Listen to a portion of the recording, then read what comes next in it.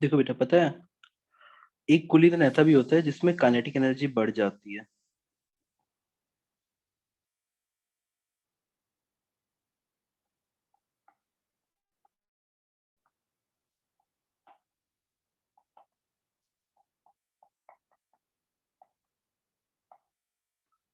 बेटा यहाँ तक सारे पॉइंट आप लोगों ने नोट कर रखे हैं ना? Yes sir. ओके बेटा।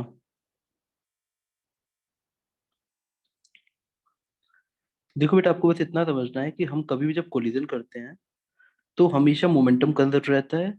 कोफिशिएंट ऑफ रेस्टिट्यूशन को आपको अच्छे से समझना होता है। कोफिशिएंट ऑफ रेस्टिट्यूशन बेटा, इट इज वेरी इंपॉर्टेंट। आपको बार बार वो क्वेश्चंस में आएंगे। तो चलो हम थोड़ा सा और लिखते हैं। बेटा अगर आप लोग को याद हो, हमने दो पार्टिकल का कोलिजन कराया था। तो इलास्टिक वाले का रिजल्ट आप लोग को याद हुआ बेटा? इसको प्लीज कमिट टू मेमोरी रखना, इलास्टिक कोलिजन वाला। मैंने लास्ट क्लास में भी आप लोगों से बोला था।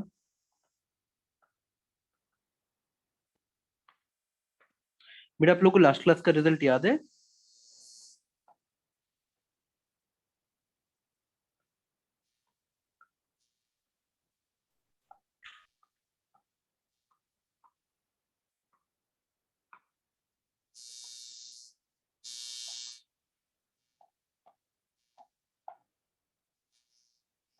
सर वेलोसिटी एक्सचेंज हो जाएंगे।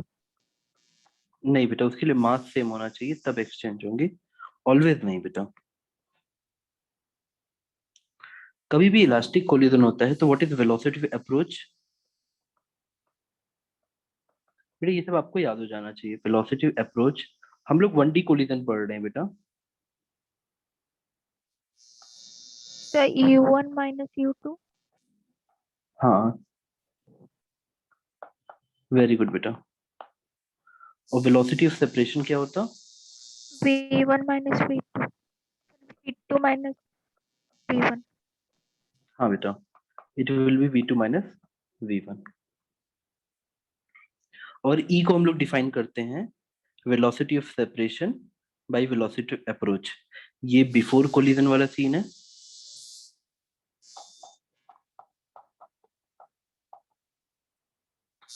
और ये आफ्टर कोलिजन वाला सीन है।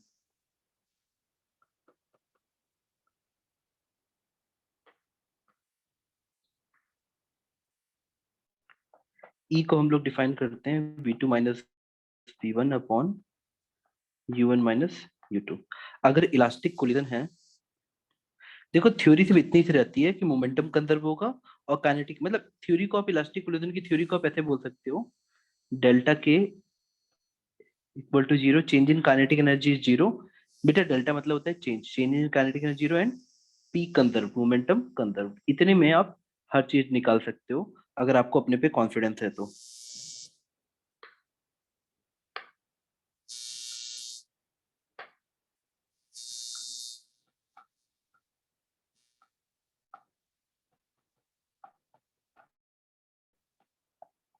तो हम लोगों ने इक्वेशन बना ली थी।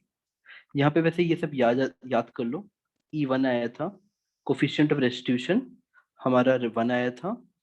और आपकी इक्वेशन थी मोमेंटम कंजर्वेशन की m1u1 plus m2u2 equal to m1v1 plus m2v2। और वेक्टर को वेक्टर की रिस्पेक्ट देना।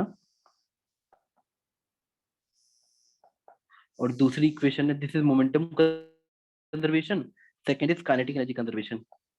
Half m1u1 square plus half m2u2 square equal to half m1v1 square plus half m2v2 square. Conservation of kinetic energy. बेटा इसमें आप लोग के लिए बहुत इंपॉर्टेंट है कि आप कमिट टू मेमोरी में रखो कि V1 एंड V2 की वैल्यू क्या आती है in terms of M1 M2 and U1 U2। ठीक है बेटा? कितने बच्चों को याद है बेटा, बताओ? लास्ट क्लास के नोट से बताओ।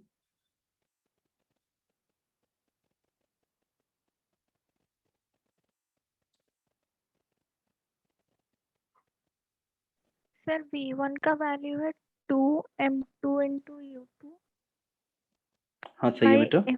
M1 plus M2 plus m1 minus m2 multiplied by u1 by m1 plus m2.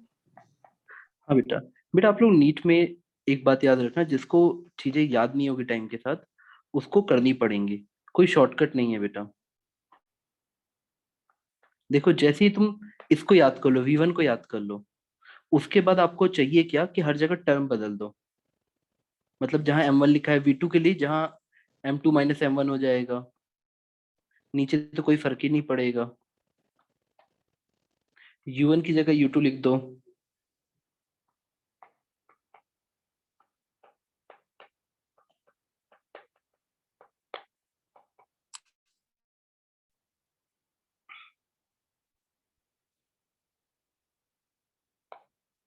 Note कर लिया बेटा? आपके पास ऐसे शॉर्ट नोट्स होने चाहिए, ये बेटा एग्जाम में डायरेक्ट आपको हेल्प करेगा। और स्पेशल केसेस ऐसे नोट कर लेना, मुझे ऐसे चाहिए आपके पास नोट्स, बहुत छोटे छोटे। स्पेशल केसेस में क्या हो जाएगा बेटा? पहला स्पेशल केस क्या था? If M1 equal to M2, इसी में इलास्टिक कोलिजन में, देन सिंपली V1 बन जाएगा हमारा U2 वेक्टर एंड V2 बन जाएगा हमारा U1 वेक्टर, वेलोसिटी एक्सचेंज।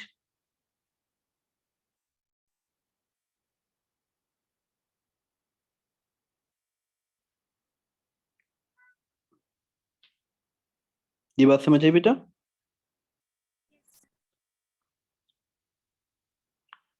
ये वाला केस इंपॉर्टेंट है बेटा, इसे याद रखना।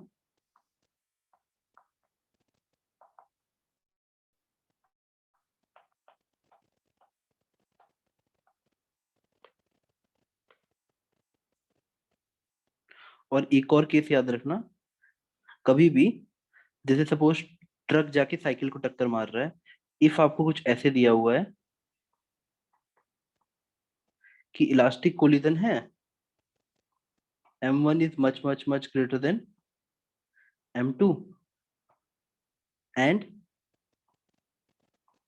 U2 is 0,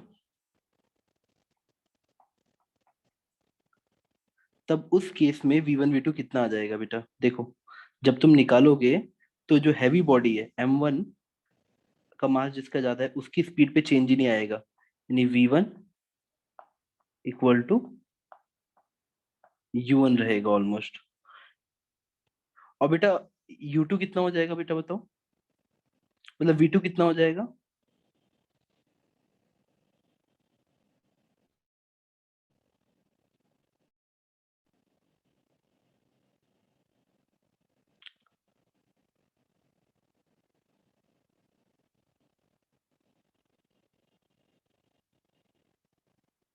देख पा रहे हो?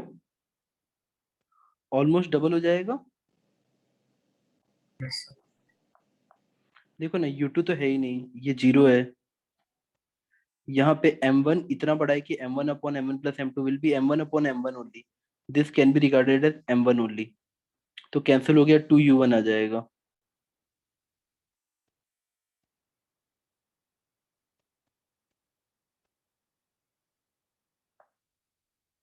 देख लिया बेटा आपने? आगे चलें, तो आपको ये सारे पेजेस एज इट इज याद होने चाहिए। अब देखो बेटा, अंतर इतना होता है ना कि जो बच्चा जिसको एग्जाम में जल्दी जल्दी करना है उसको पूरा पेज याद रहेगा।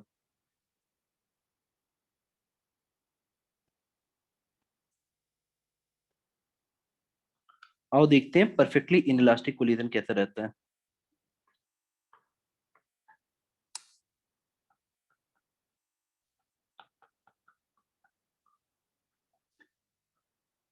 परफेक्टली इनइलास्टिक कोलिजन में आपकी क्या थ्योरी लगेगी?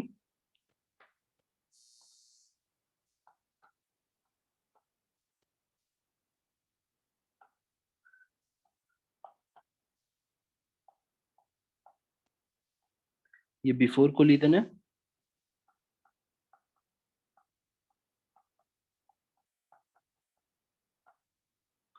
और यहाँ आफ्टर कोलिजन है।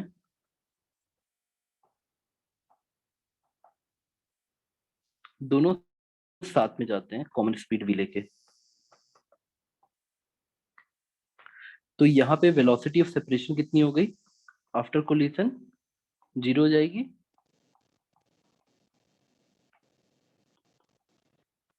यहाँ पे velocity approach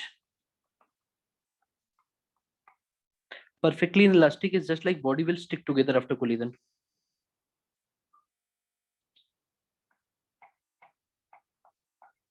Velocity of approach will be un minus u2.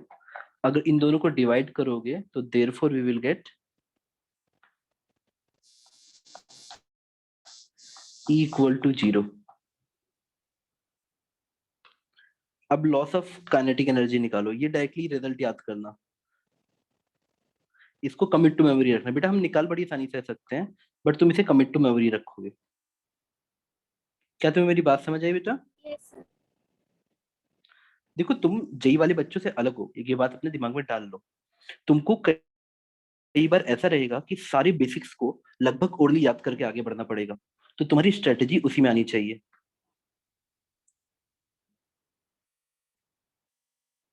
हम लॉस ऑफ काइनेटिक एनर्जी कैसे निकालेंगे? हाफ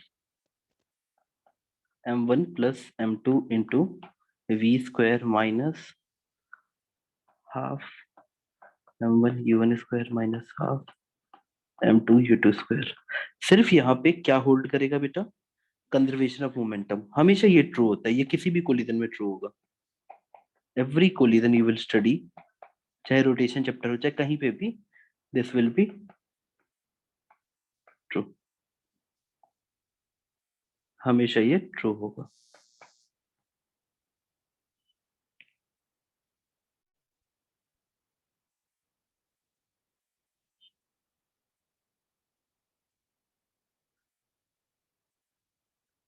फिर कितना आएगा आप बताओ?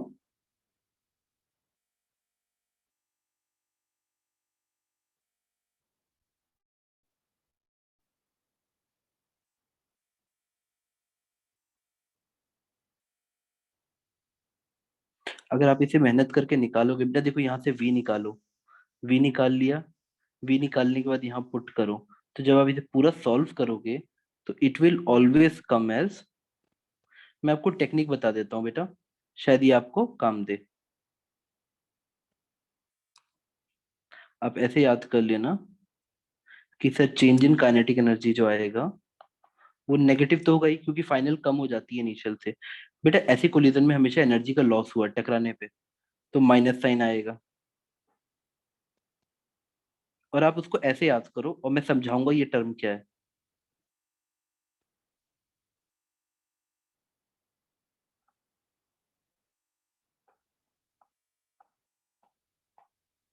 आप ऐसे याद कर लो, ये अच्छा तरीका, इजी तरीका है। un minus u2 is the relative velocity और म्यू इज कॉल्ड रिड्यूस्ड मास, ये मैं अलग से पढ़ाऊंगा। बट आप निकालोगे तो ये टर्म आएगा, आपको भले इसका पूरा मतलब नहीं पता, बट ये आएगा टर्म। ये हम अलग से पूरे कॉन्सेप्ट पढ़ेंगे, concept of reduced mass.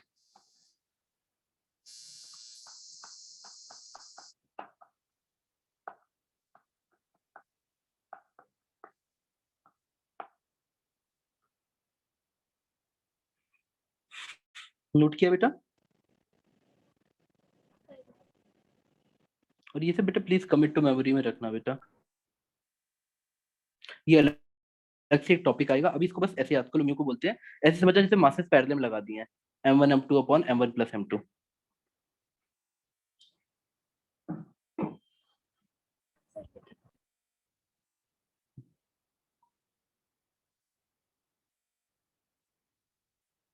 Note किया बेटा आपने? Yes, sir. ठीक है बेटा, हम आगे बढ़ते हैं।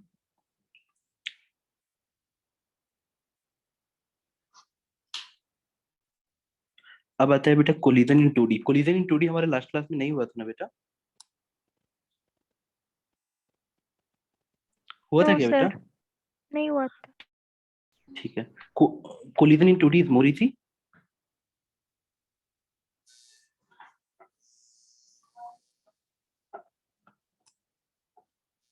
कोलिजन इन 2 डायमेंशन, और इसमें भी बेटा हम लोग सबसे सिंपल वाला केस लेंगे।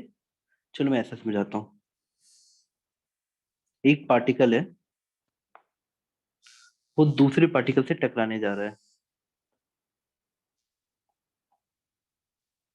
चलो इसकी स्पीड u2, इसकी स्पीड u1, और ये m1 और ये m2। बेटा टकराते वक्त कोई भी हमेशा एक ही लाइन में रहता है, लेकिन मान लो ये आपने एक्स एक्सिस माना है इधर, और इधर आपने वाई एक्सिस माना है, और टकराने के बाद आपको दिखता है कि m1 इधर जा रहा है विथ स्पीड v1, और m2 कहीं आ जा रहा है। उल्टा भी मान सकते हो कि m2 ऊपर जा रहा है, ऐसे।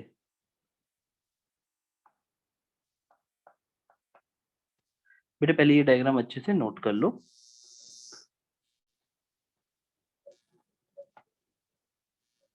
नोट कर लिया बेटा? हाँ सर। अब देखो, थ्योरी कभी चेंज नहीं होगी। कोलिजन 2D हो चाहे कैसे भी हो, हमेशा एक चीज होगा कि मोमेंटम कंजर्व होगा। मोमेंटम कंजर्व करने का मतलब क्या होता है बेटा? देखो देखो, मोमेंटम x में भी होता है। p initial in x direction will be equal to p final in x direction. क्या ये बात समझ आई? Conservation of momentum in x direction. Therefore मैं ऐसे लिखूंगा m1 u1 plus m2 u2 equal to m1 v1 cos alpha. बेटा आपको ये टर्म समझ आ रहा है? cos alpha will be component in the x direction plus m2 v2 cos beta I. यहाँ पे भी आई आई लगा लेना चाहो तो। ये conservation of momentum in x direction हुआ। ठीक है बेटा? हाँ बेटा। अब अगली लाइन है conservation of momentum in Y direction. अगर पहले देखो इनिशियल मोमेंटम सिर्फ एक्स में था, तो बाद में भी मोमेंटम सिर्फ एक्स में रहना चाहिए। पहले वाई में जीरो था तो बाद में भी जीरो रहेगा।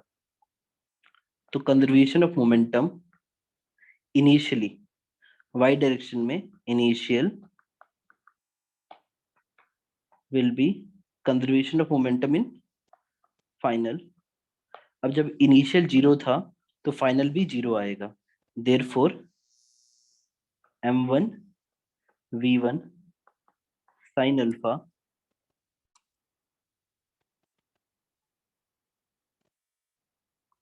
j plus m2 v2 sin beta minus j equal to zero. Simply जितना वो ऊपर होगा मोमेंटम, उतना वो नीचे होगा। बेटा यहां तक किसी को भी कोई दिक्कत है? ठीक है बेटा, हम आगे बढ़ते हैं। अच्छा देखो, इसमें अगर वो इलास्टिक कोलिजन बोल दे तो बस एनर्जी भी इक्वेट कर लेना। मतलब half m1 u1 square plus half m2 u2 square. ये जनरल है। अगर वो प्लस कर दे कि इलास्टिक कोलिजन 2D है प्लस इलास्टिक कोलिजन भी है, तब तुमको एनर्जी भी कंजर्व करनी पड़ेगी। बस उसके बाद वही लिख लेना, half m1 u1 square plus half m2 u2 square equal to half m1 v1 square plus half m2 v2 square. समझ गए बेटा?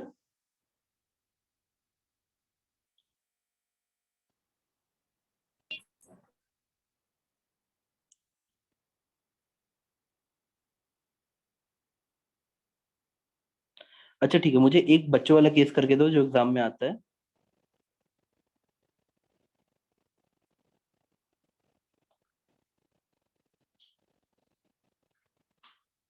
आप मेरे सामने, बेटा आपने नोट कर ली थ्योरी? Yes sir. तुमको मैं बिफोर और आफ्टर का पिक्चर दूंगा, आप मुझे वैल्यूज बताना। बेटा क्लास में लाइव करो। आपको एक पिक्चर दे रहा हूँ बिफोर की एंड आफ्टर की। बेटा कौन सी इक्वेशन की? सर वो जो पी वाई इनिशियल और P Y final is equal to zero वाला। बेटा बस पहले वाले में लिखना conservation of momentum in X, मतलब डेल्टा पी एक्स जीरो पहले की है, change in momentum is in Y direction zero है। Conservation of momentum in Y, ये conservation of momentum in X है, ये conservation of momentum in Y है। बेटा y में जब पहले कोई मोमेंटम था नहीं था तो बाद में भी नहीं आएगा। टेक्निकली बस वही यही है कि m1 v1 sine alpha must be equal to m2v2 sine beta, क्योंकि y में आ ही नहीं सकता मोमेंटम। जितना मोमेंटम ऊपर की तरफ होगा उतना ही नीचे की तरफ होगा। तो आप सिर्फ हेडिंग के नाम पे लिख सकते हो conservation of momentum in y। अब चलो मैं आपको दो पिक्चर दिखाता हूँ, बिफोर एंड आफ्टर। आप मुझे बताओ कितना आप समझे। बिफोर में आपको लिखा हुआ है कि एक मास m है जो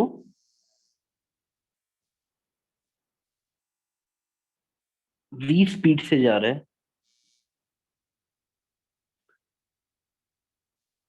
और एक मास इसका जो m/3 है ये इधर भी जा रहा है,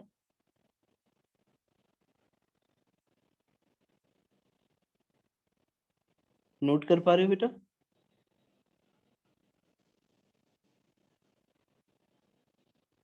सर m/3 वाला कहाँ पर सर वेलोसिटी? ये इस तरफ माइनस है, अभी दे रहा हूँ बेटा, अभी क्वेश्चन स्टार्ट हुआ है, पहले आप नोट करना स्टार्ट करो।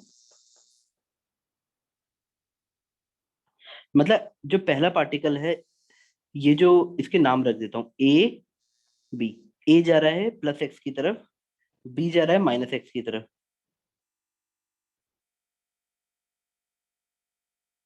ठीक है। और ये वाली स्पीड हमें नहीं पता, इसकी स्पीड एक्स है। बात समझे, ये स्पीड हमें नहीं पता जितनी स्पीड से जा रहा है।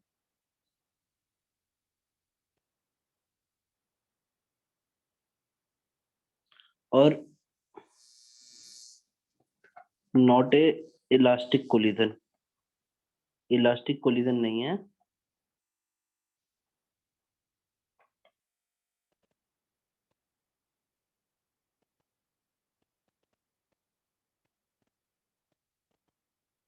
उसके बाद तुम्हें दिया है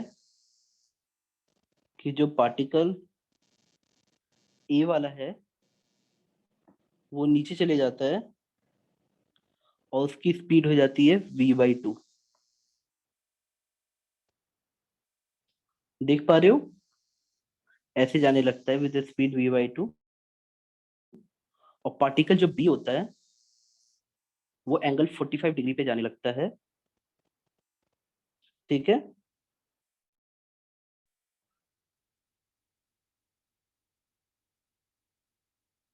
और ये स्पीड अननोन होती है y। आप x और y निकालो, चलो बहुत आसानी से आंसर आएगा। Calculate x and y।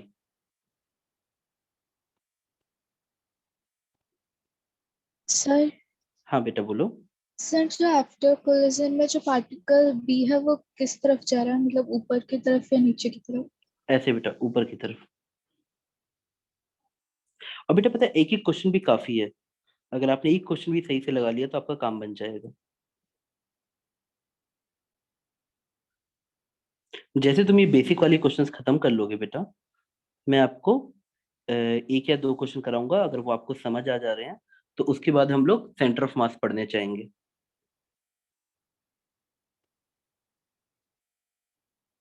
बेटा जल्दी जल्दी बताओ, सोचो क्या होगा आंसर, जल्दी सोचो। सिर्फ एक्स में मोमेंटम कंजर्व करो, वाई में खत्म करो, आंसर आ जाएगा। अरे बिल्कुल एंजॉय करते हुए करो बेटा, बहुत इजी चीज है। ऐसे सोचो कि सर एक्स में मोमेंटम के लिए था, कैसा था mv, इसका कितना है? कर रहे हैं। आप लोग करो करो, मैं बस ऐसे आपको हिंट दे रहा हूँ। एक्स में कंजर्व करो, वाई में करो, खट्टे से एक्स और वाई की वैल्यू आ जाएगी।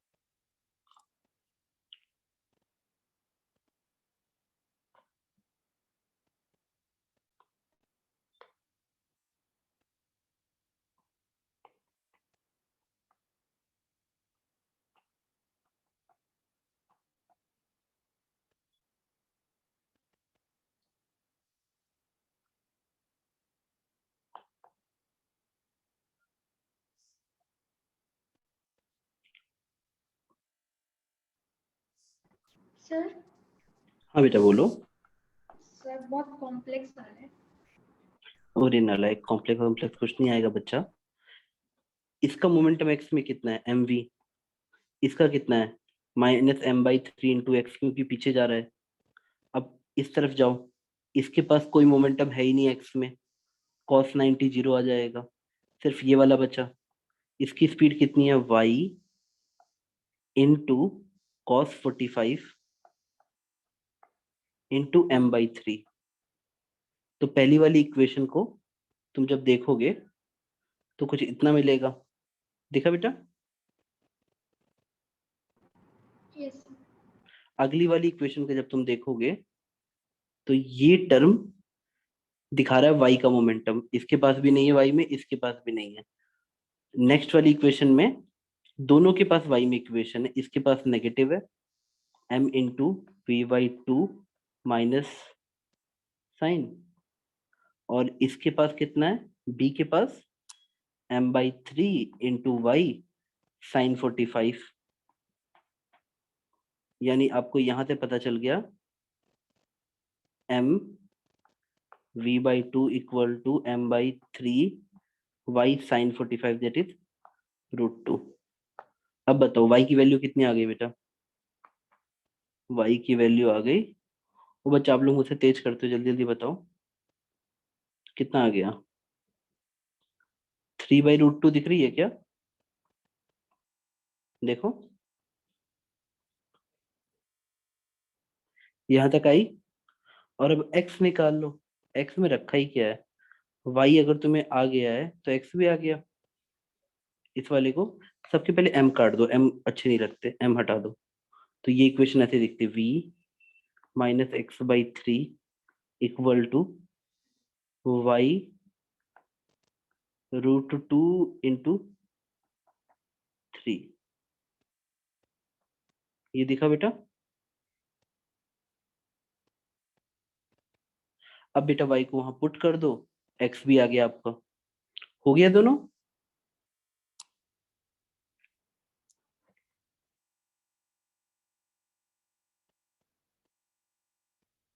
बेटा देखो सिर्फ कॉन्फिडेंस की बात है, आप कॉन्फिडेंस पे ध्यान दो, आपका सारा काम हो जाएगा।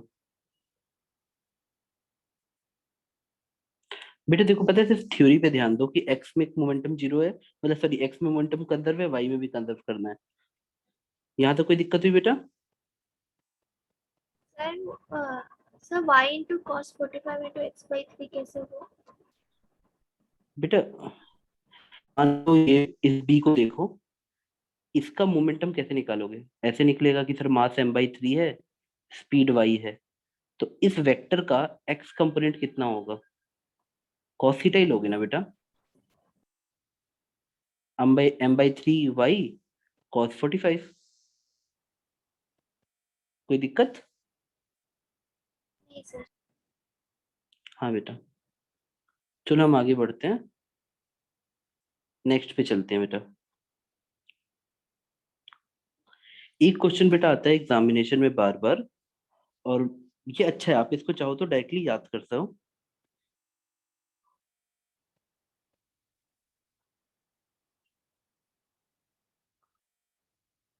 कि h हाइट से एक पार्टिकल को ड्रॉप करते हैं,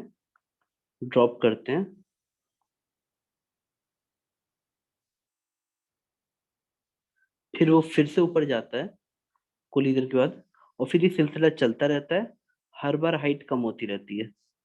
आपकी बात समझ आती है ना।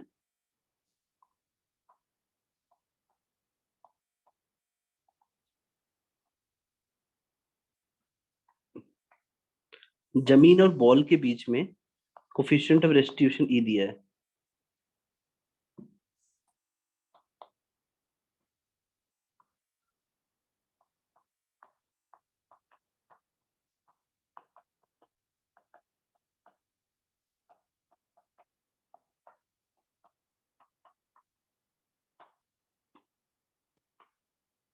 Calculate total distance travelled by the ball before stopping.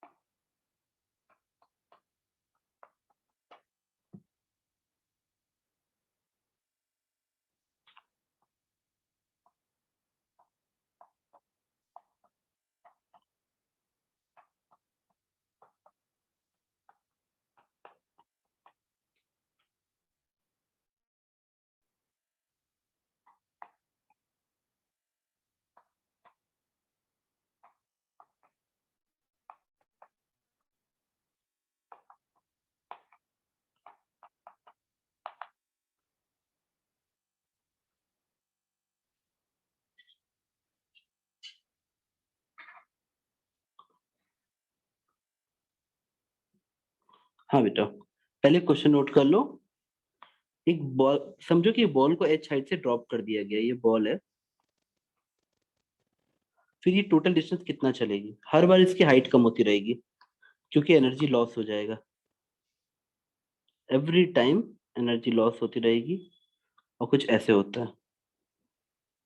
तो आप बताओ, दोनों बिट मैं करूं या कोई एक बिट आप करोगे? मैं दोनों ट्राई करूँगी। ठीक है बेटा, आप ट्राई करो, फिर तो मैं बताता हूँ आपको।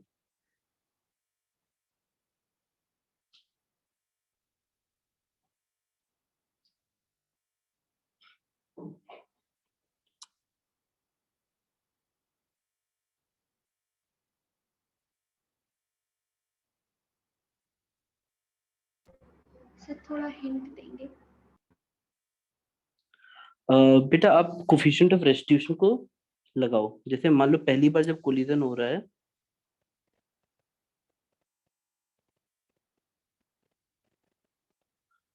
तो आप ऐसे सोच लो कि पहली बार में कितना डिस्टेंस ट्रेवल किया। पहली बार का तो कोई निकालने की जरूरत नहीं है, जब बॉल नीचे आएगी तो एच होगा, तो डिस्टेंस ऐसे स्टार्ट होगा, पहली बार एच।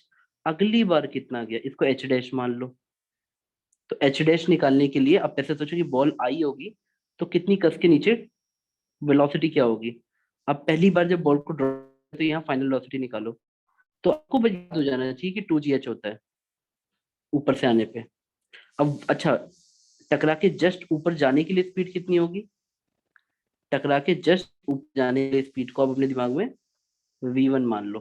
कि चलो, जब h हाइट से ऊपर से बॉल आई होगी, टकराई होगी, तो उसकी स्पीड v1 होगी। अब v1 स्पीड से भी वो कितनी ऊपर तक जाएगा? √2 gh डैश। अब तुम्हें क्वेश्चन में दिया हुआ है कोफिशिएंट ऑफ रेस्टिट्यूशन e है। दैट e क्या होता है? वेलोसिटी अप्रोच और सेपरेशन। तो वेलोसिटी ऑफ सेपरेशन बनेगा v1, वेलोसिटी अप्रोच बनेगा v। अच्छा बेटा खुद बताओ, दीवार तो वही रहेगी ना, तो जितनी कस के तुम आओगे वही तो वेलोसिटी अप्रोच बनेगा, यानी v हो जाएगा √2gh। और ऊपर निकाल लोगे √2gh डैश। तो बेटा आपको क्या दिख रहा है बताओ? h dash equal to e square h आया। यहां तक समझ आ रहा है बेटा?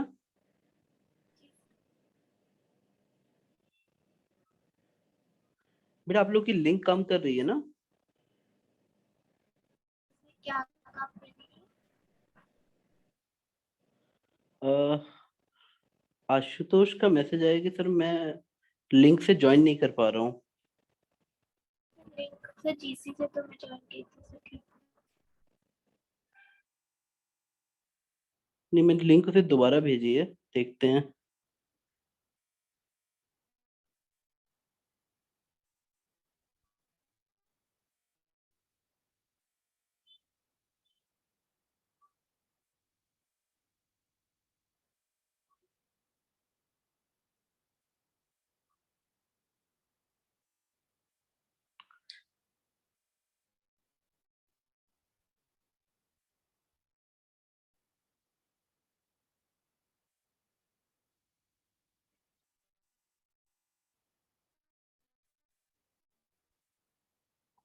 बेटा देखो, अगर आप समझ पाए तो एच डैश की हाइट आ जाएगी ई स्क्वायर एच। इसके बाद ये गेम बन गया।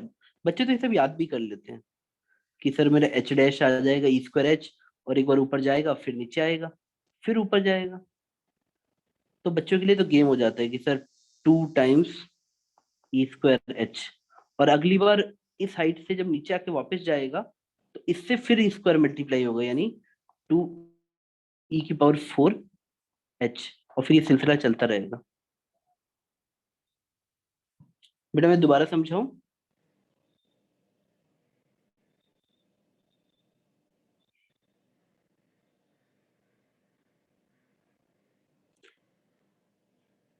और एक बार हाँ ठीक है बेटा, देखो आप लोग स्टार्टिंग से सोचो।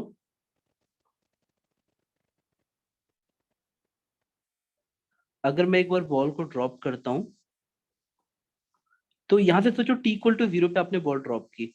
नीचे पहुंचते वक्त उसकी स्पीड क्या होगी, v equal to two root g h, अगर ये हाइट h है तो।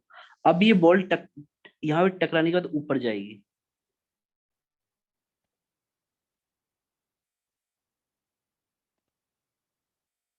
देखो मान लो ये हाइट h डैश है, कोई बात नहीं, पर उठने के लिए तो v1 स्पीड रही होगी, गई की स्पीड से v, गई की स्पीड से v1, तो व्हाट इज e क्या है, velocity of separation upon approach, यानी v1 बाई v।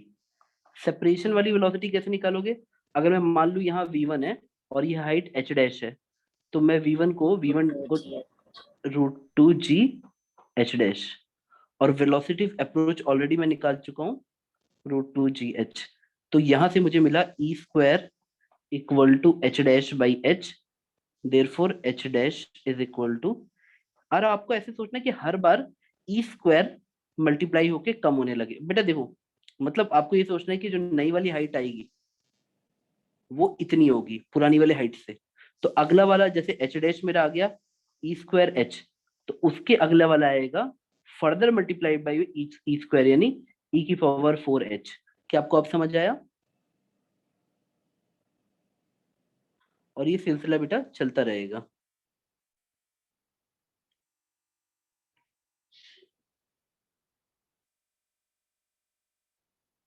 बेटा क्लियर है? सर वो लास्ट में e⁴ कैसे हुआ? अरे बेटा जैसे h से ई स्क्वायर एच आएगा, तो एच डैश से कितना आएगा, खुद बताओ। Same theory, E square H dash, but H dash खुद कितना है, ई स्क्वायर एच, तो ई की पावर फोर हो गया। हाँ सर। बेटा समझ आएगी नहीं, सच बताओ वरना दोबारा समझा दूंगा मैं। देखो बेटा एक सिंपल सा कॉन्सेप्ट है कि जब पहली बार बॉल आई और टकरा के वापस गई, तो जिसके पास थोड़ा सा सेंस है वो एच डैश और एच को कंपेयर करेगा और एच डैश को निकाल लेगा ई स्क्वायर एच। अगली बार उससे भी फर्दर कम हो जाएगी ई की पावर फोर एच, उसके बाद फिर हर बार ई स्क्वायर मल्टीप्लाई होते जाएगा ई की पावर सिक्स एच, और ये सिलसिला चलता रहेगा बेटा, ई की पावर एट एच और सो ऑन। ठीक है, तो कितने बच्चों को ये समझ आता है कि टोटल डिस्टेंस कैसे आया, एच पहले गया, पावर मल्टीप्लाई होगा या ऐड होगा? हाँ बेटा, नहीं बेटा वो ऐड होगा ना, पावर ऐड होगा, मतलब ई स्क्वायर मल्टीप्लाई होता चलेगा, हर बार आप ऐसे ई स्क्वायर मल्टीप्लाई करते चलो, और ई वन से छोटा है इसलिए छोटा होता जाएगा, हर बार आप ई स्क्वायर को मल्टीप्लाई करते चलो। और बेटा खुद एक बार घर पे एक बॉल को ड्रॉप कराना, बॉल पहले नीचे आएगी, फिर बॉल ऊपर जाएगी, फिर बॉल नीचे आएगी, फिर टकराएगी, फिर नीचे जाएगी, और ऐसा चलता ही रहेगा। मेरी बात समझ रहे हो? तो ये डिस्टेंस दो बार काउंट होगा, यानी हर बार ऐसा आएगा, टू टाइम्स ई स्क्वायर एच, फिर अगली बार टू टाइम्स ई की पावर फोर एच, फिर अगली बार टू की पावर ई की पावर सिक्स एच, फिर टू की पावर ई की power eight h, and so on. समझ आया? यह है टोटल डिस्टेंस कवर्ड। तो आप एक काम कर सकते हो, आप एच को एच रहने दो, अगले वाले में से two e square h common ले लो, अंदर क्या बचेगा ये बताओ, वन ई स्क्वायर ई की पावर फोर ई की power six and so on, ऐसा बचेगा। अगर आप में से किसी को भी ज्योमेट्रिक सीरीज वाला टर्म बेसिक याद है कि A R square A R cube, अगर इसे ज्योमेट्रिक सीरीज के जिसमें एक सिंपल कॉमन मल्टीप्लायर होता है, देखो हर बार एक ही मल्टीप्लायर है ई स्क्वायर, उसी तरह से पहला नंबर ये है, नंबर वन है, और फिर कॉमन मल्टीप्लायर ई स्क्वायर। तो अगर आप आइडेंटिफाई करोगे तो ए हमारा वन है, आर हमारा ई स्क्वायर है, और इस सीरीज को जब जोड़ते हैं तो सम ऑफ इनफाइनाइट सीरीज आता है a upon one minus r, अगर r is less than one. Note किया बेटा?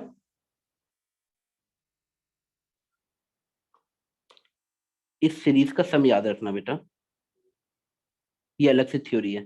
तो इससे तुम्हें समझ आ जाता कि सर इस सीरीज को अगर हम इस सीरीज का सम निकालेंगे तो आ जाएगा 1/1 - आर। आर की वैल्यू क्या है? E square. यहां तक पहुंच गए।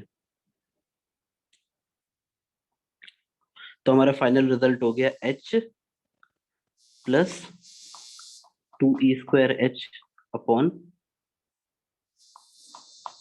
- e²। ये समझ आया बेटा?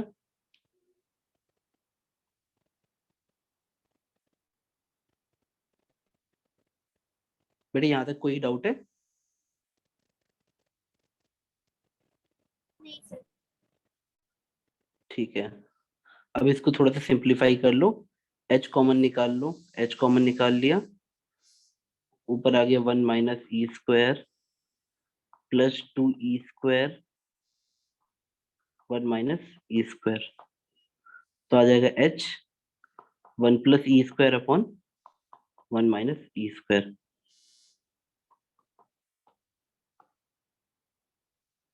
ये आ गया।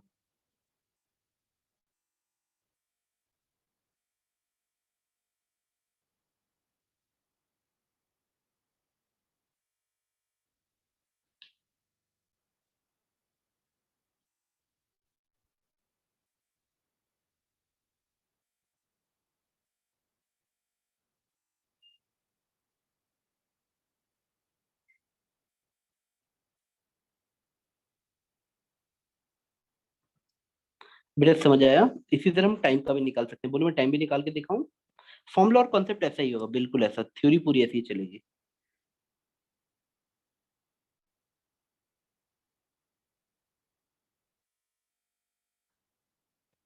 आप बताओ बेटा, आगे बढ़ें या आप ये नोट डाउन करोगे? मतलब नेक्स्ट वाला टाइम वाला करें? Yes sir. अच्छा चलो, सब कुछ सेम लॉजिक। आपको फीलिंग आ चुकी है क्वेश्चन में हो क्या रहा है। पहले एक बॉल नीचे आ रही है, तो यहां से यहां तक के लिए हाइट टाइम निकाल लो। जब पहली बार बॉल नीचे गिरेगी तो टाइम कितना लगेगा? अपने दिमाग में सोचो, आने के लिए, नीचे आने के लिए कितना टाइम लगेगा इसके लिए। तो आप जानते हो S = UT + ½ नीचे पॉजिटिव मान लो। नीचे पॉजिटिव मान लो तो H = U0 है, ½ GT²। तो आपकी टाइम की वैल्यू आ जाएगी 2h/g²। यहां तक समझ आया बेटा? Yes sir. अब ये बॉल टिप्पा खाती है, फिर एक स्पीड गेन करती है, उस स्पीड से ये h' हाइट तक जाती है, और जमीन पे कोफिशिएंट ऑफ रेस्टिट्यूशन ई है। और आप पिछले कॉन्सेप्ट से देख सकते हो, अगर आपको समझ आ रहा था कि हम जब कोफिशिएंट ऑफ रेस्टिट्यूशन निकाल रहे हैं तो सिंपली आने वाली स्पीड और जाने वाली स्पीड में रेशियो ही है। जाने वाली स्पीड v1 और आने वाली स्पीड v। यानी हमारी ई की वैल्यू इज वेरी सिंपल। हमारी यहां से जो बॉल जाएगी v1 = E जिस स्पीड से आए थे v। यहां तक कोई दिक्कत है बेटा?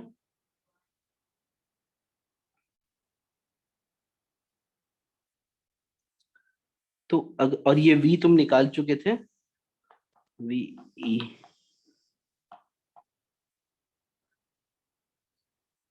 ये वाला v पहली बार टकराने वाली स्पीड थी, तो वो √2 GS थी। पहली बार टकरा के जब पार्टिकल दोबारा ऊपर चढ़ेगा तो v1 स्पीड होगी। तो यहां जाने तक टाइम t2 कितना लगेगा? इसको t1 लिख लो। t2 कैसे निकालोगे? आपको पता है हाईएस्ट पॉइंट पे स्पीड 0 होती है, लोएस्ट पॉइंट पे आपको v1 दी हुई है, तो v² - c। अब वैसे लगा लो बेटा, हमें टाइम चाहिए ना, तो S = UT + ½ से यूज कर लो।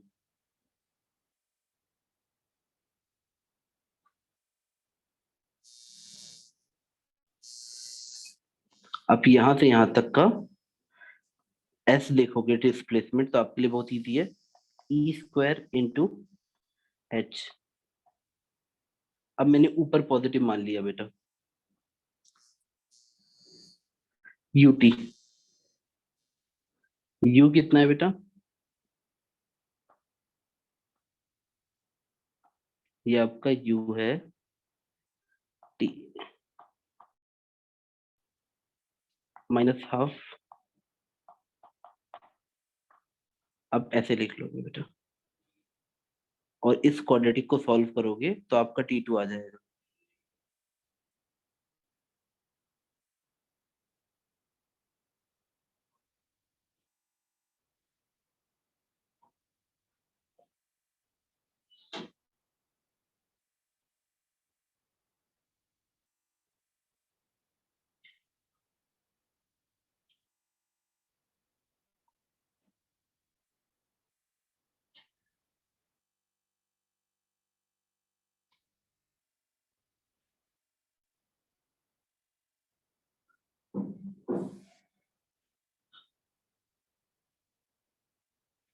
या ये लंबा लग रहा है तो आप सीधे ये लगा लो यहाँ के लिए, v equal to u plus a t, final velocity 0 है, initial velocity e into √2gh है, u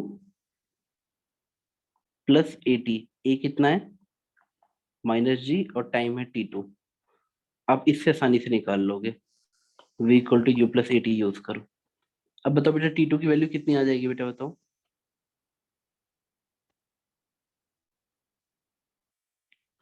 e into √2gh by g, तो t2 की वैल्यू कितनी आ गई, t2 विल बी e बाहर 2h बाई g, और जितना टाइम ऊपर जाने में लगेगा उतना टाइम नीचे आने में भी लगेगा। तो आप अब क्वेश्चन के पैटर्न को देख लोगे कि क्वेश्चन में पैटर्न क्या है। क्वेश्चन में पैटर्न ये दिया हुआ है,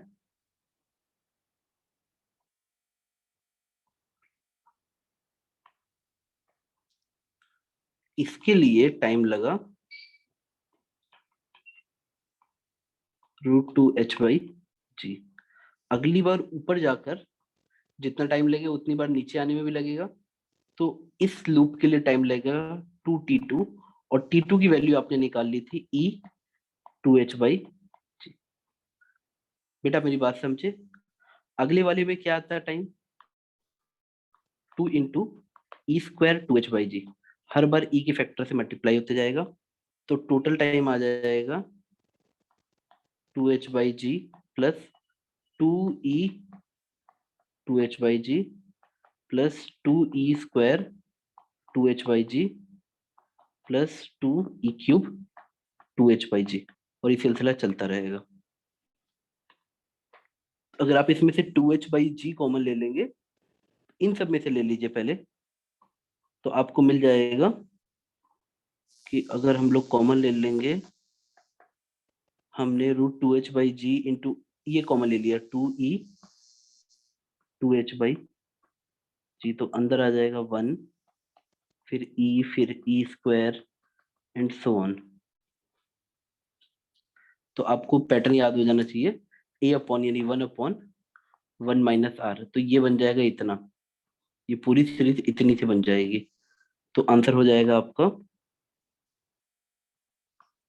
कि सर अगर √2h बाई जी को कॉमन ही ले लेते हैं तो यहाँ मिलेगा 1 और यहाँ मिलेगा 2e अपॉन 1 माइनस e, तो फिर एलसीएम ले लो, तो तुम्हारा फाइनल आंसर आ जाएगा √2h by g into 1 plus e upon 1 minus e।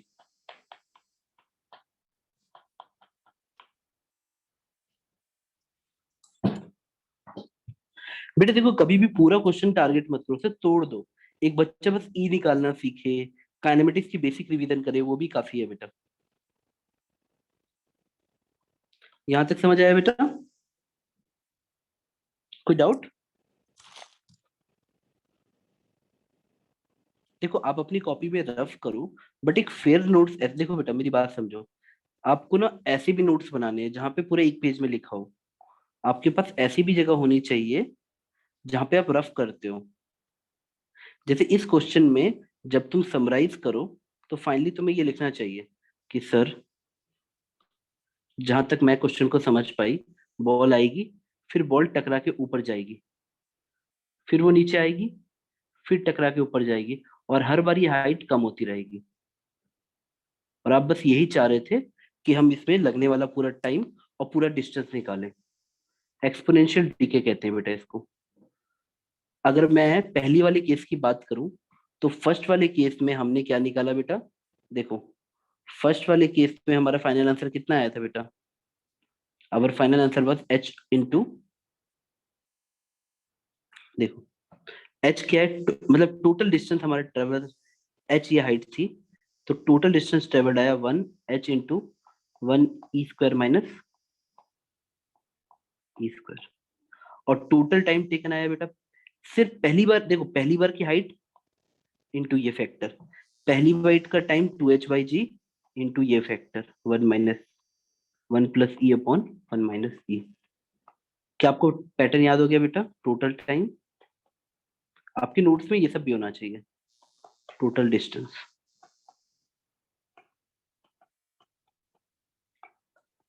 कोई डाउट बेटा यहाँ तक?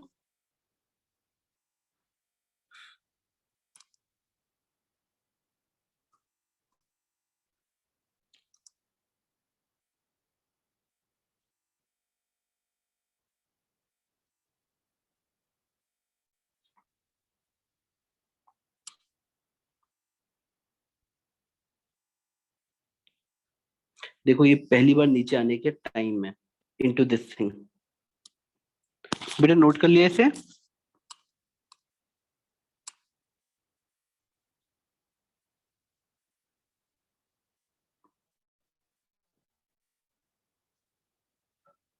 बेटा आगे बढ़े।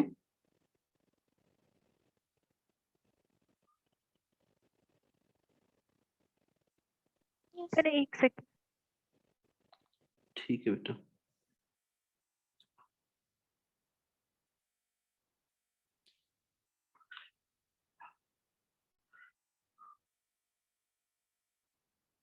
हर्षिता बेटा तुम्हें रिज्वाइन करने में कोई दिक्कत नहीं हुई थी?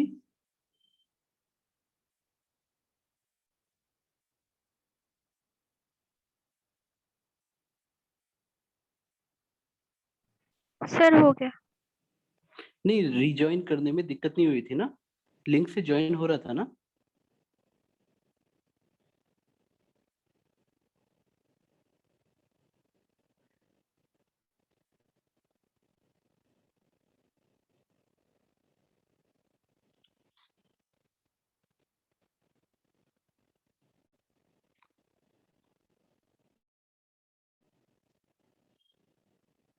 बेटा आप लोगों ने नोट कर लिया है ना, आगे बढ़े। हाँ सर हो गया। हर्षिता बेटा आपने जब दोबारा ज्वाइन किया था तो आपको दिक्कत हुई थी कि नहीं हुई थी? सर मैं सस्ती बोल रही हूँ, हर्षिता नहीं बोल रही थी। नहीं तो हर्षिता की बात कर रहा हूँ, हर्षिता है ना क्लास में? हाँ पर सर आपने जो पूछा वो एक्चुअली ये मेरा लिख के हो गया, वो मैंने रिप्लाई दिया था तो आपको लगा हर्षिता बोल। नहीं नहीं नहीं, मैं हर्षिता से पूछ रहा हूँ बेटा, वो मैं आवाज पहचान रहा हूँ बेटा आपकी।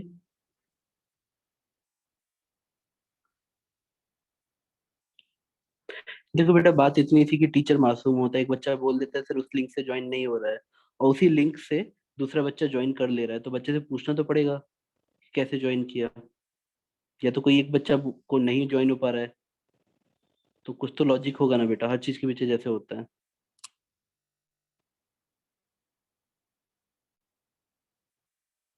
चलो बेटा मैं आगे बढ़ता हूँ। हो रहा है। हो रहा है ना बेटा, चलो मैं आगे बढ़ता हूँ बेटा। बेटा कोई वंडर मत करना, सिर्फ 5 बच्चों का सिलेक्शन होता है 100 में से, तो अगर मैं इंडिविजुअल भी ध्यान दूंगा तो 10 में से 5 का ही हो पाएगा। जब 100 में से 5 का होता है इन रियल लाइफ, यहाँ पे मैं पर्सनल अटेंशन भी दे दूंगा तो भी 10 में से 5 ही का ही होगा। 5 बच्चे अपने भाग्य के लिए खुद जिम्मेदार होंगे।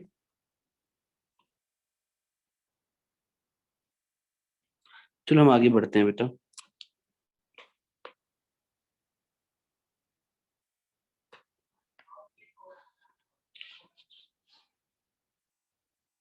हेडिंग डालो बेटा, सेंटर ऑफ मास।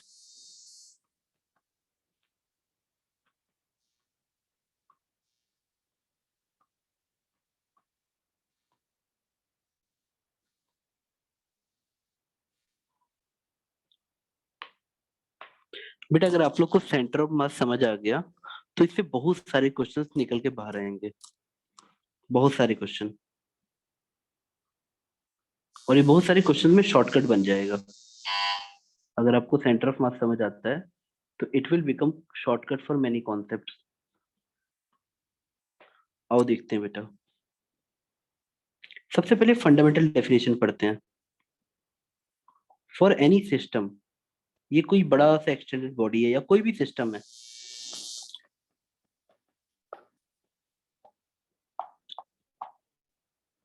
तो सेंटर ऑफ मास कोई ऐसी जगह नहीं होती जहां पे मास कॉन्सेंट्रेटेड हो, ये कोई लोकेशन होती है। इट्स जस्ट ए कोऑर्डिनेट या लोकेशन।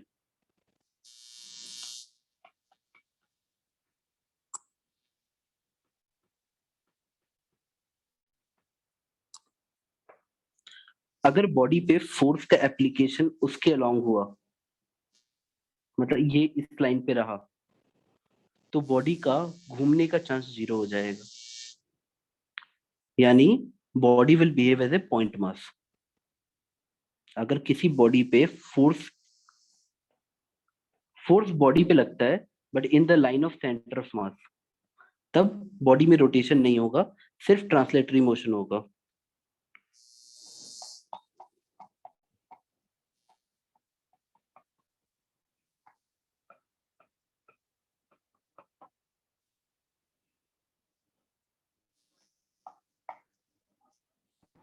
सर हाँ बेटा बोलो। सर हर्षिता मैसेज की, उसको कुछ सुन नहीं रहा है। बेटा मैं क्या कर सकता हूँ, आपको तो आवाज आ रही है ना? हाँ सर आ रही। अच्छा बेटा, हो सकता है जूम मिसबिहेव कर रहा हूँ, फंक्शन कर रहा हूँ। चलो बेटा हम पढ़ाई पे ध्यान देते हैं।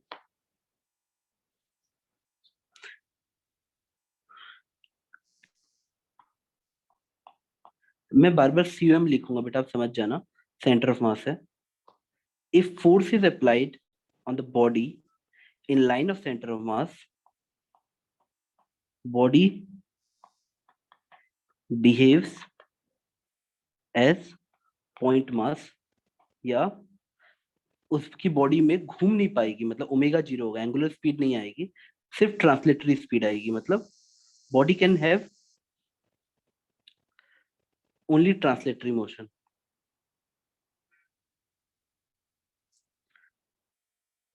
This force can cause only translatory motion.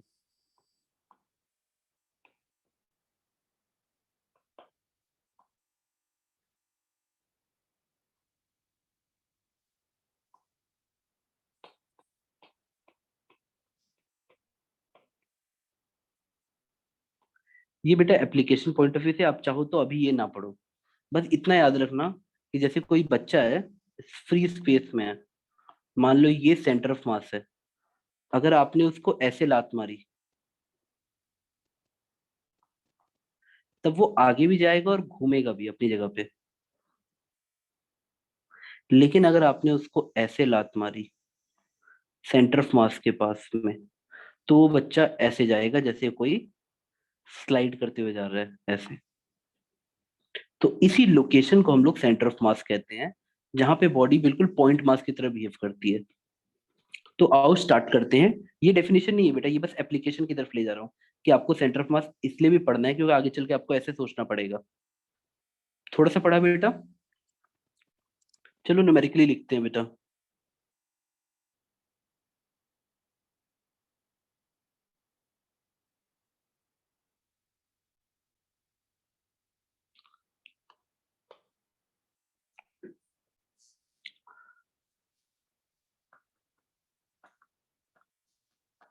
Definition, अगर आपको एक क्लस्टर ऑफ पॉइंट मासेस दिए हो,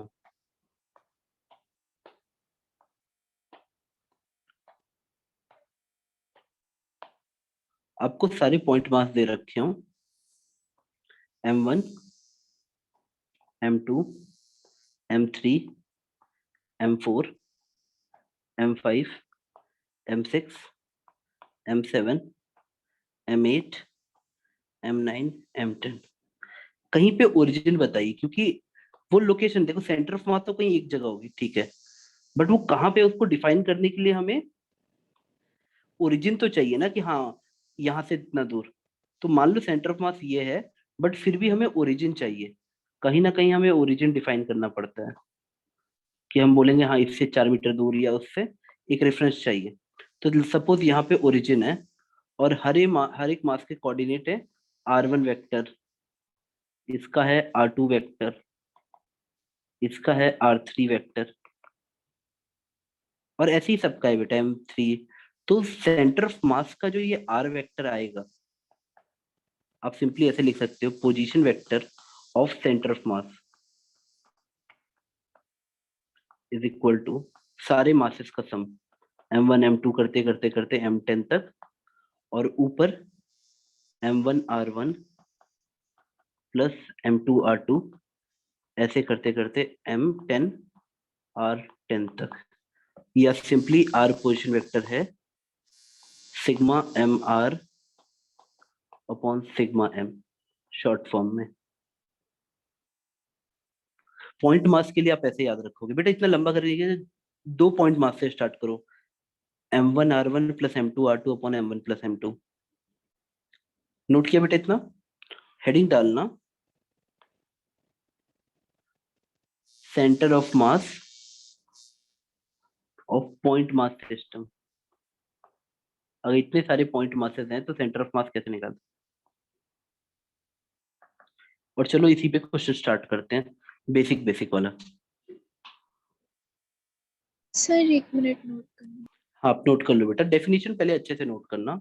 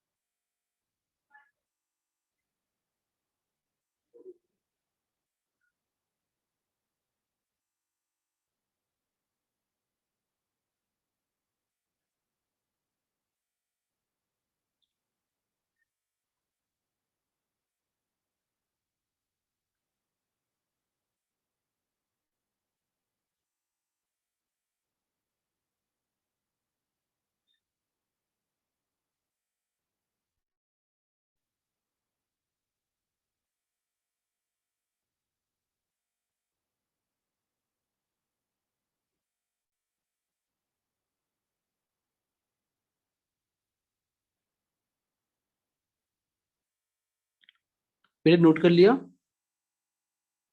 जी सर।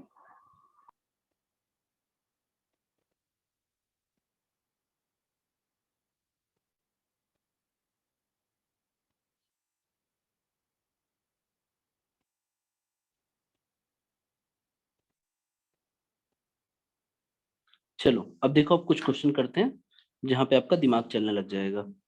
इट्स वेरी सिंपल, लेकिन ऑब्जर्वेशन बड़ी बात है। फॉर एग्जाम्पल, सबसे पहले आप इस सिस्टम को ऑब्जर्व कीजिए, टू मास सिस्टम। इसको सबसे अच्छे से पढ़ना होता है क्योंकि सारे न्यूमेरिकल्स इसी टाइप के आते हैं, तो आपकी प्रैक्टिस भी उसी ऑर्डर की होनी चाहिए। सपोज ये मास m1 है और ये मास m2 है।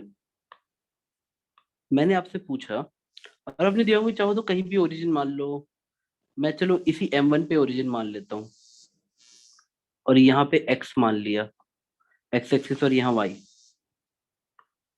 अब मैं सबके कोऑर्डिनेट लिख देता हूँ। m2 के कोऑर्डिनेट आ जाएगा, मान लो ये लेंथ l है यहाँ से, तो m2 के कोऑर्डिनेट आ गए l, 0। m1 को कोऑर्डिनेट, अगर ये ओरिजिन है तो 0, 0। अब मैं लिखूंगा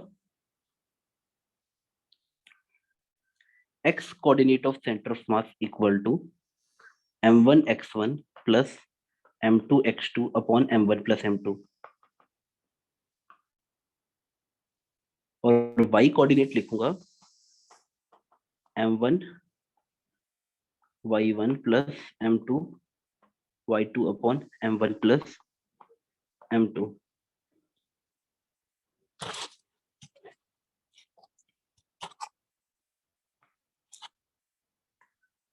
बेटा बताओ, आपने क्या देखा? m1 into 0 plus m2 into l upon m1 plus m2, ये आ गया x centre of mass. y centre of mass निकालते तो कितना आता है बेटा? 0 + 0 upon m1 + m2 that is 0। ये बात आई समझ में? अच्छा चलो मैं तुमको ये बताता हूँ। लेट अस से m1 is equal to m और m2 is equal to 2m। तो इस क्वेश्चन में हमारा आंसर क्या हो जाता है? एक्सीएम कितना आता है बेटा? m2 यानी 2m into l upon m1 + m2 यानी 3m, यानी मेरा आंसर आया 2l/3। अगर मैंने m1 m2 को ले लिया और x कोऑर्डिनेट आया इसका 2l/3 और y कोऑर्डिनेट आया 0, यानी मेरी सेंटर ऑफ मास का लोकेशन यहीं रही। ये मेरा सेंटर ऑफ मास रहा हैविंग कोऑर्डिनेट 2l/3, 0। तो चलो इसके ऊपर ऑब्जर्वेशन लिखते हैं सबसे पहले कि 2 मास सिस्टम में हमारे पास क्या क्या ऑब्जर्वेशन आती है। स्टार्ट करते हैं बेटा। बेटा ये लिख लिया पूरा? जी sir. Centre of mass lies near to the heavy body. देखो यहां से ये दूरी 2l/3 आई, दैट मीन्स ये भारी वाले मास के पास है। तो अपनी ऑब्जर्वेशन का एक टेबल बना के लिखना कि तुमने क्या क्या सीखा। पहला observation, centre of mass lies near to heavy body. Second observation, centre of mass हमेशा उन दोनों मासेस को की लाइन पे होगा जिन line joining two masses. COM will lie on line joining two masses।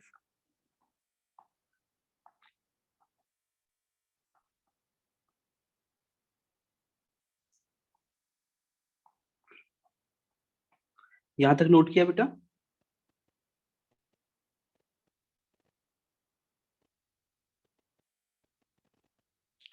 Centre mass हमेशा अगर दो मासेस हैं तो उनको ज्वाइन करने वाली लाइन पे बीच में कहीं होगा।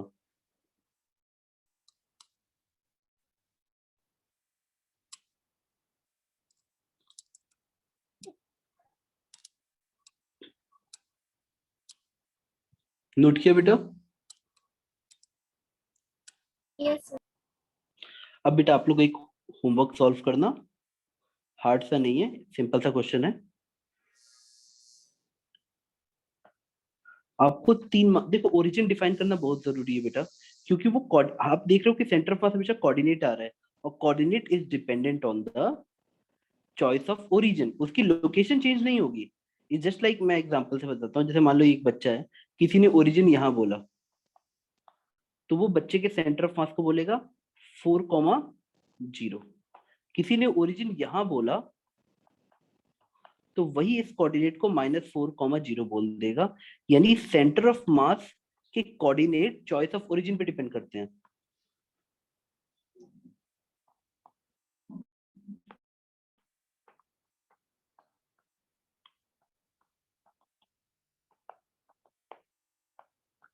Depends on choice of origin, but location is independent. Location वही रहेगी बेटा। दोनों, एक आदमी यहां से भी यही सेंटर ऑफ मास बोलेगा, एक आदमी यहां से भी यही सेंटर ऑफ मास बोलेगा। Coordinate of centre of mass depends on choice of origin, but location is independent of choice of origin।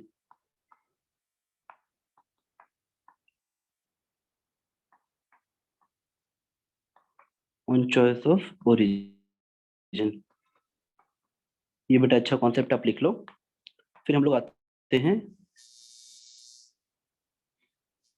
एक छोटा सा क्वेश्चन दे रहा हूं। m 2m, ये दूरी 3 मीटर दी हुई है। ये मैंने x एक्सेस मान लिया, ये y मान लिया। एक मास यहाँ पे 3m लिख दिया at a height of 2 metre. इस 3 मास सिस्टम का सेंटर ऑफ मास निकालो। आपको x कोऑर्डिनेट निकालना है सेंटर ऑफ मास का और y कोऑर्डिनेट निकालना है। जल्दी से बताओ बेटा क्या क्या आंसर आएगा। Where will be centre of mass for this system. ये जो 3 मास का सिस्टम है इसके लिए सेंटर ऑफ मास कहाँ आएगा।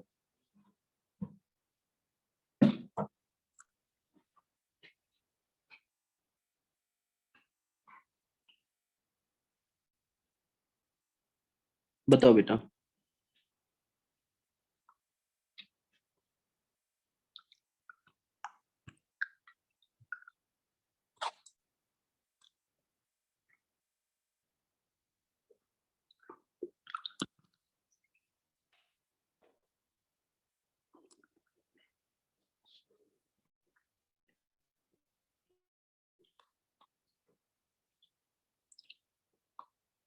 बेटा आराम से इसमें न्यूमेरिकल करने की कोशिश करो।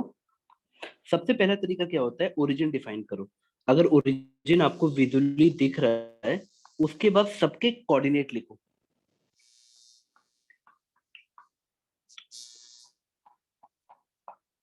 और अपने दिमाग में चाहो तो वैसे लिख लो कि sir x1 y1, x2 y2, x3 y3, और अपने दिमाग में से लिखते चलो कि सर ये वाला मेरा m1 है, ये वाला मेरा m2 है, ये वाला मेरा m3 है।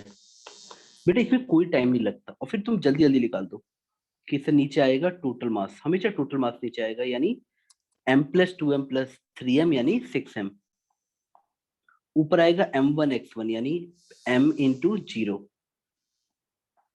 अगले वाले का 2m इंटू x कोऑर्डिनेट यानी 3 यानी 6m। उसके बाद वाले का 3m इंटू 0 यानी 0। तो XCM आ गया 1। YCM कैसे निकालोगे, टोटल मास आया इतना और हमको डालना है y कोऑर्डिनेट, m1 यानी m इंटू y कोऑर्डिनेट 0। अगले वाले का मास 2m है पर y कोऑर्डिनेट 0 है, 2m इंटू 0। तीसरे वाले के पास y कोऑर्डिनेट भी है और मास भी है यानी 3m इंटू 2 मीटर, यानी इसका भी आंसर 1 आ गया। तो आप ये बोलते कि सर इस फिगर के हिसाब से हमारा 1,1 सेंटर ऑफ मास होता। क्या आपको बात समझ आ गई। यहाँ कहीं हमारा सेंटर ऑफ मास आता। नोट कर लिया बेटा। स्टेप्स फील करो। सबसे पहले ओरिजिन डिसाइड करो, उसके बाद सब मासेस को कोऑर्डिनेट्स में लिखो। शुरू कर दो m1 m2 प्लस m3। बढ़े।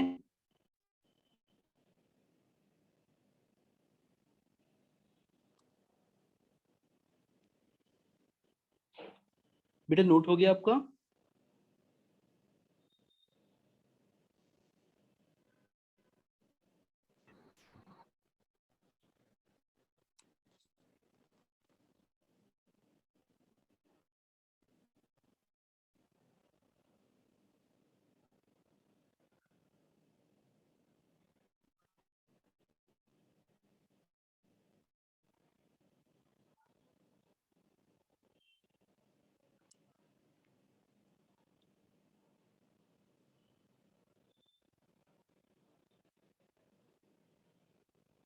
बेटा नोट हुआ। Yes, sir. ठीक है बेटा।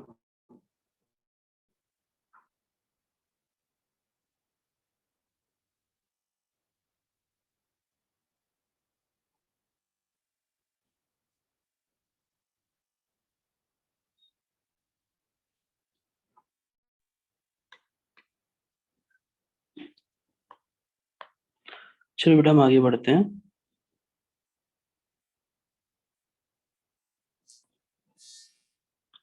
अब देखो होता क्या है, 2 पॉइंट मास सिस्टम जैसे ही समझ आता है आप आगे बढ़ जाओ और ऐसे सोचो कि कितनी बॉडीज होती है। तो सेंटर ऑफ मास पहले निकालना सीखो। पहले हमने सीखा पॉइंट मास सिस्टम का, ये आपको थोड़ा बहुत समझ आ गया।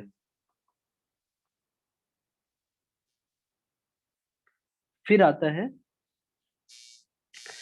एक्सटेंडेड बॉडीज का।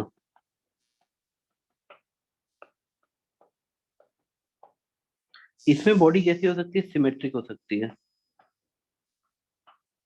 जैसे रिंग हो गया, डिस्क हो गया।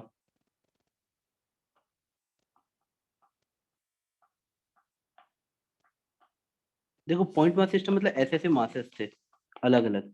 सिमेट्रिक बॉडी कैसी होती है? जैसे सर मेरे सामने एक स्क्वायर प्लेट या रेक्टेंगल प्लेट रखा है, तो जैसे रेक्टेंगल का कोई शीट है, कोई पूरा एक शीट है, laminar sheet of in rectangular shape, तो कुछ नहीं करो, जहां पे उसके डायगोनल्स मीट करें वही उसका सेंटर ऑफ मास हो जाएगा। रिंग दिख रही है, सेंटर ऑफ मास यहाँ आ जाएगा। तो आप थ्योरी डेवलप करते रहते हो कि सर, तो सिमेट्रिक बॉडीज के लिए क्या थ्योरी है? इसके लिए जैसे तुमने एक्सियम निकालना सीख लिया था ना, m1x1 plus m2x2 upon m1 plus m2, इसके लिए क्या थ्योरी है? सिमेट्रिक के लिए हम बोलेंगे centre of mass for symmetric bodies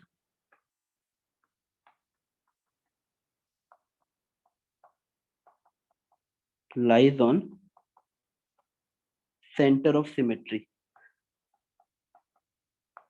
जहां भी तुम्हें सिमेट्रिकल पॉइंट दिखे वो वहीं होगा।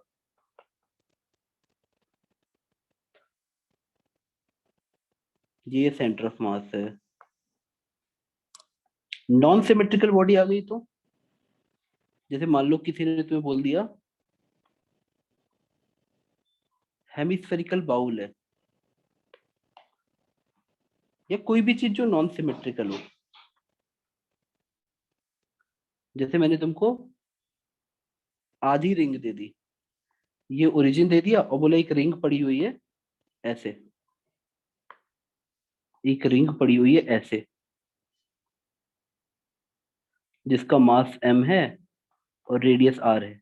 इसका कैसे निकालोगे? तो तीन ही कैटेगरी बनती है, एक पॉइंट मास सिस्टम, एक सिमेट्रिकल बॉडी और एक नॉन सिमेट्रिक बॉडी। तो नॉन सिमेट्रिक बॉडी के लिए तुम फॉर्मूला लगाना कि हमें x coordinate of centre of मास मिलेगा जब मैं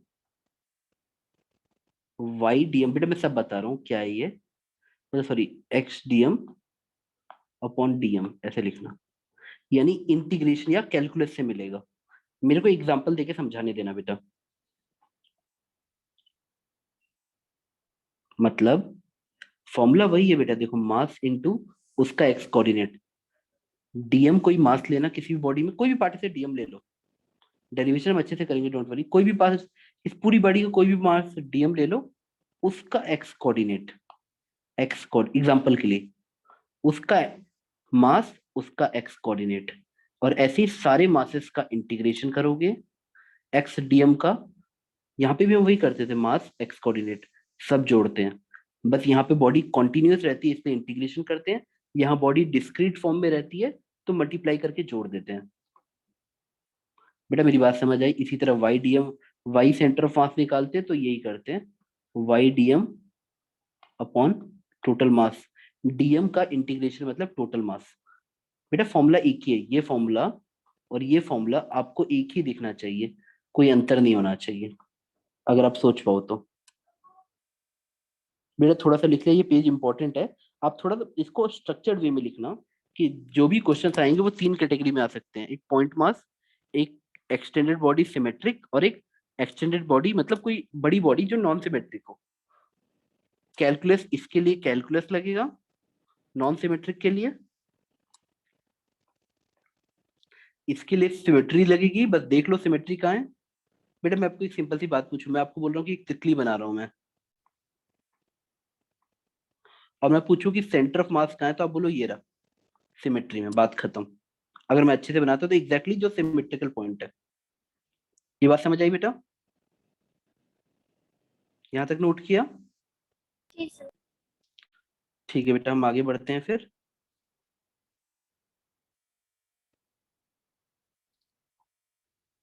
देखो तो ये वाला आपको दिखेगा इजी, पर ये तंग करता है बच्चों को। Centre of mass for symmetry, आपको क्वेश्चन कैसे देंगे देखते हैं कि एक लेमिनर शीट है लैमिनर मतलब बेटा पतली सी चादर की तरह या फिल्म की तरह सोचो। इस पूरी डिस्क का मास m है, ये पूरी एक डिस्क है,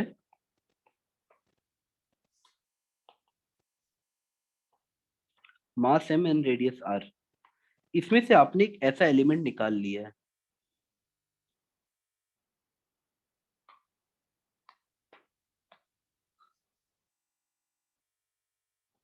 आपने इसमें से एक ऐसा एलिमेंट काट के अलग कर दिया है। अब पूछेंगे कि बॉडी सिर्फ इतनी बची है, इतनी बॉडी बच रही है, इस नई वाली बॉडी का सेंटर ऑफ मास कहाँ होगा? देखो जब बॉडी पूरी थी तो ये था सेंटर ऑफ मास। अब इस यहाँ पे न्यू सेंटर ऑफ मास कैसे निकलेगा? तो थ्योरी तो बड़ी सिंपल दिख रही थी कि सेंटर ऑफ सिमेट्री पे आएगा, पर बताओ कैसे निकालेंगे इसको? मेरी बात समझे बेटा?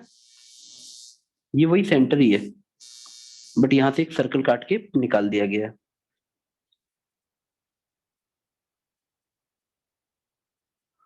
तो आप इस क्वेश्चन को कैसे करोगे? आप हेडिंग डालना, इससे कॉन्सेप्ट भी गेन कर सकते हैं, concept of negative mass density. अगर पाई आर स्क्वायर का मास m है तो ये दूरी कितनी होगी? r/2। तो इसका एरिया कितना होगा? पाई आर स्क्वायर यानी r/2 का स्क्वायर यानी पाई आर स्क्वायर बाई 4। तो ये मास कितना निकाल दिया तुमने? m/4। कॉमन सेंस से देखो ना, पाई आर स्क्वायर का मास m है, इस पूरी शीट का मास m है, और इसमें से तुमने 1/4 एरिया निकाल दिया तो मास भी चला गया। तो ये जो शीट बची हुई है ब्लू पोर्शन, इसका मास कितना है? 3m/4। यहां तक क्वेश्चन समझ आ रहा है?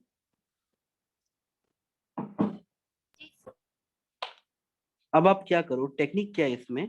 हेडिंग क्यों रखी है हमने concept of negative mass density? आपको ये मानना है कि सर हमने निकाला नहीं है। आप ऐसे सोचो कि जहां से हम लोगों ने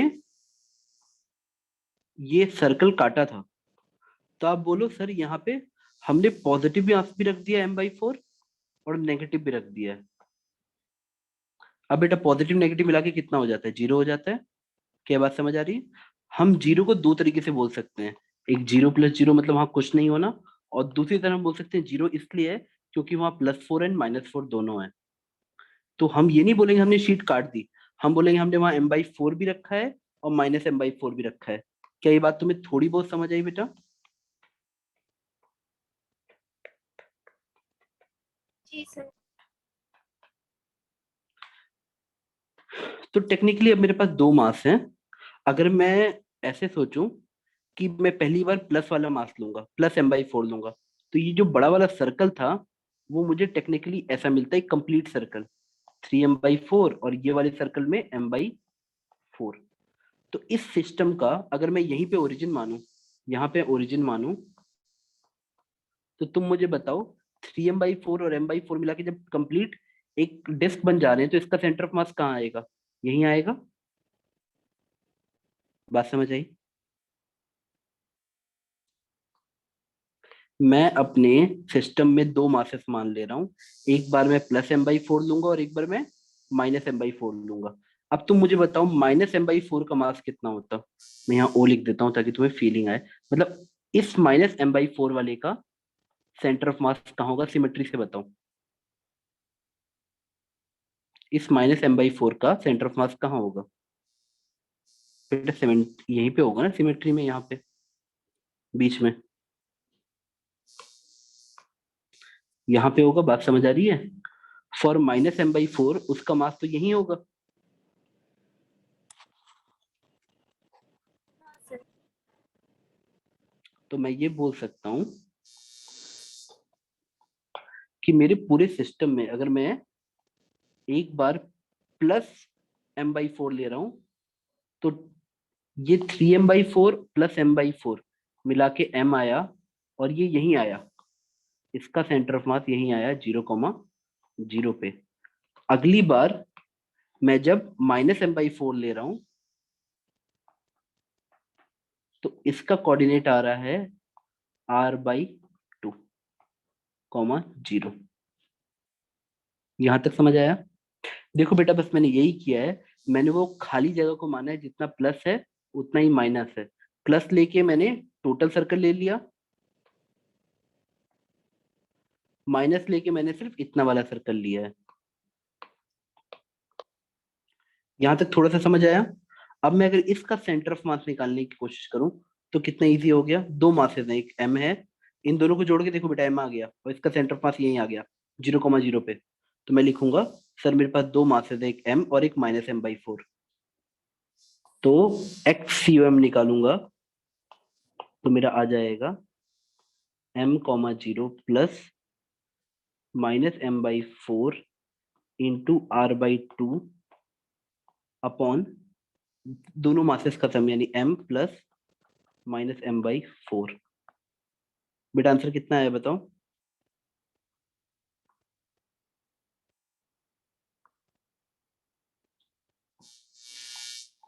XCOM निकालोगे तो नए वाले सिस्टम का आ जाएगा, देखो बेटा नीचे -3m/4 हो जाता तो -r/6 आ जाता। और आपको फीलिंग भी आनी चाहिए कि सर जब हम राइट साइड से खाली कर देंगे तो सेंटर ऑफ मास शिफ्ट होके यहीं तो आ जाएगा। आपको ये बात समझ आई बेटा?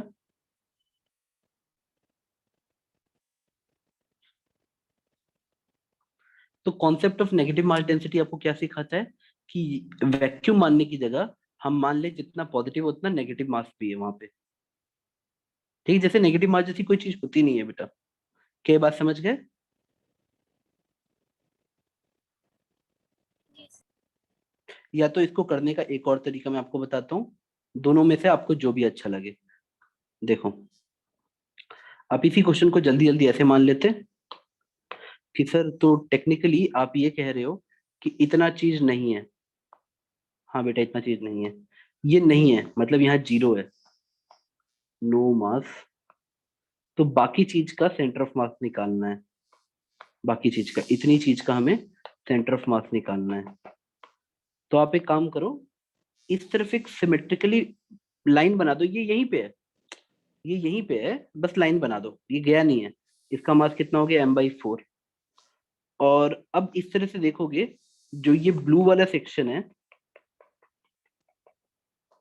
जो ब्लू वाला सेक्शन है उसका मास कितना होगा? पूरी डिस्क का मास था m/4 का ये हुआ, m/4 का ये हुआ। तो ये जो ब्लू वाला पोर्शन बचेगा बेटा, आप कॉमन सेंस से सोचो, ये भी m/4 का ही होगा।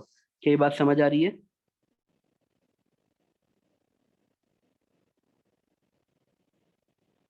बेटा अगर ये m/4 था तो ये भी होगा। अब ऊपर वाला और नीचे वाला मिला के सोच, टोटल भी तो मास m था ना, तो बेटा अपने आप ये ब्लू वाला सेक्शन m/2 का आ जाएगा। और सिमेट्री से मैं m/4 बोल दे रहा हूँ, यानी m/2। यानी अगर आप सोचोगे तो हमारे पास दो बॉडी है, एक रेड वाली और एक ब्लू वाली। ब्लू वाली का मास है बेटा, फिर कॉमन सेंस सोच लो, हमारे पास दो ही बॉडी, ये जा चुकी, नो मास वाली है नहीं वहां पे। जो रेड वाली बॉडी है ये वाली, इसका सेंटर ऑफ मास आता, इसको ओरिजिन मानो, ओरिजिन, इसका सेंटर ऑफ मास आता -r/2 पे। और इसका मास कितना है? m/4। और ये जो हमारी बॉडी है ये वाली, इसका मास कितना है? m/4 प्लस m/4 यानी m/2। और सिमेट्री से इस ब्लू, जो ब्लू सेक्शन था हमारा, उसका सेंटर ऑफ मास यहीं आएगा सिमेट्री पे, यानी 0,0। अब तुम्हें कोई कॉन्सेप्ट ऑफ नेगेटिव मास नहीं लेना है, फिर भी तुम्हारा आंसर आ जाएगा कि सर XCOM जब निकालेंगे तो नीचे आएगा टोटल मास, यानी m/2 प्लस m/4, और ऊपर आ जाएगा m/2 into 0 plus m/4 into -r/2। और इसको आप जैसे ही सॉल्व करोगे तो आपका -r/6 आ जाएगा, यानी फाइनल सेंटर ऑफ मास कहीं यहाँ कहीं आएगा। बात समझ आ गई बेटा? तो दो तरीके हैं, या तो कॉन्सेप्ट ऑफ नेगेटिव मास जहां से आपने मास निकाला है ये समझ लो वहां से मास निकाला नहीं है, जितना पॉजिटिव उतना नेगेटिव रख दो। ठीक है बेटा, ये बात आपको समझ आई?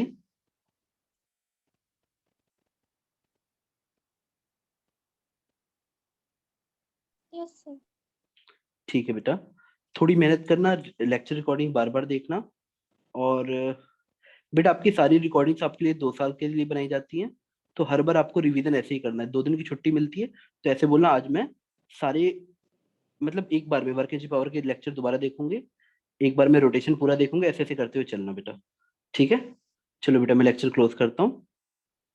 बाय बेटा। Thank you, sir. वेलकम बेटा, वेलकम ऑल बेटा।